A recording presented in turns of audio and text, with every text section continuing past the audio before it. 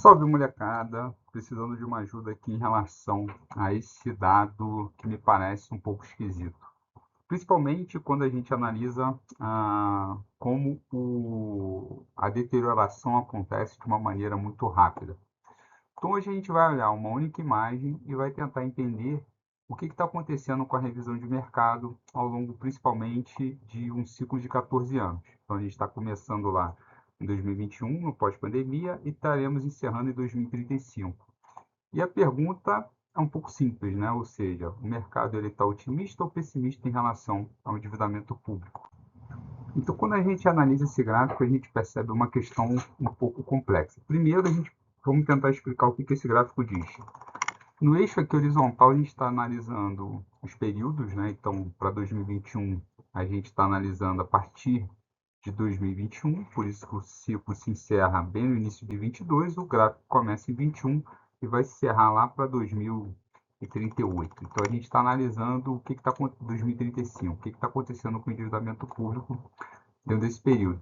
Quando a gente pega esse ciclo de 21, 22 e um ciclo de 23, a gente tem uma forte revisão do endividamento público que começaria, segundo os analistas de mercado, em 95% do PIB, a relação dívida-PIB, e ela termina próximo de 75, né, uma revisão de 20 pontos percentuais, o que explicaria parte do escrutínio de mercado em relação à curva de juros e a tendência explosiva da nossa dívida.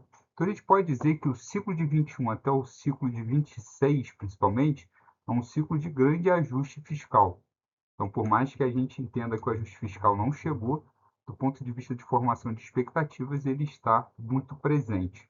A questão é que esse ciclo ele se encerra por algum motivo para 26, e aí a gente tem já uma subida de quase 5 pontos percentuais novamente, e essa subida começa a ser retroalimentada até 2031, onde a gente atingiria a famigerada marca de 100%, né, da nossa dívida sobre PIB, ou seja, para cada R$ 1 de dívida, que é o estoque da dívida, a gente teria R$ 1 sendo agregado na nossa economia por esse ciclo. Então, a partir daí, a gente tem algumas conclusões. A principal delas é que para 24, não, vamos botar até 25, a gente teria um ciclo de revisões fortes para baixo da expectativa do PIB.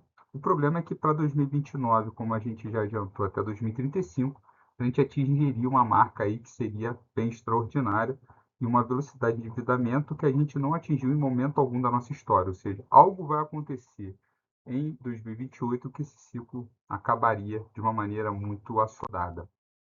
Isso importa porque a gente tem uma rolagem da dívida que está ficando cada vez mais cara e com encurtamento. Então, a gente está analisando o papel das expectativas, não só o papel das expectativas de mercado na formação de preços de mercado, mas no custo da rolagem da dívida. A gente está tendo, então, um espaço fiscal que está sendo cada vez mais comprometido com a dívida, o que retira espaço para investimento, e não à toa o Brasil patina de maneira muito grave dentro desse cenário de qualidade de gasto público.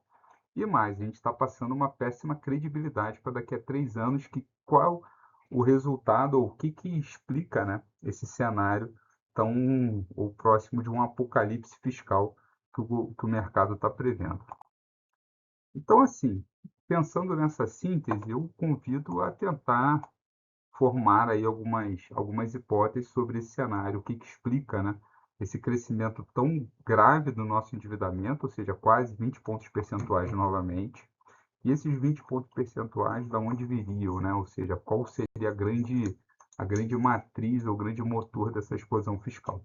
Fica essa minha inquietação. Forte abraço.